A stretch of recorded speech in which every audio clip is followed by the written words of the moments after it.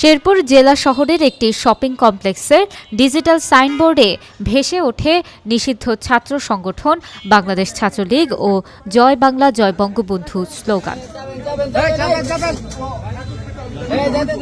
বুধবার রাত 8:30টায় পৌর টাউন হলের পাশে রাজ ক্রোকারিজ অ্যান্ড গিফট শপসের বিলবোর্ডের স্ক্রিনে এ লেখা ভেসে ওঠে। প্রত্যক্ষদর্শীরা জানান, রাত 8:30টার দিকে হঠাৎ শপিং কমপ্লেক্সটির ডিজিটাল বোর্ডে নিষিদ্ধ ঘোষিত ছাত্র সংগঠন বাংলাদেশ ছাত্রলীগ এবং জয় বাংলা জয় বঙ্গবন্ধু স্লোগান ঘুরতে দেখে স্থানীয়রা। পরে জাতীয়তাবাদী ছাত্রদল ও বৈষম্য বিরোধী ছাত্র আন্দোলনের নেতৃবৃন্দ সহ সাধারণ মানুষ সেখানে জড়ো হন।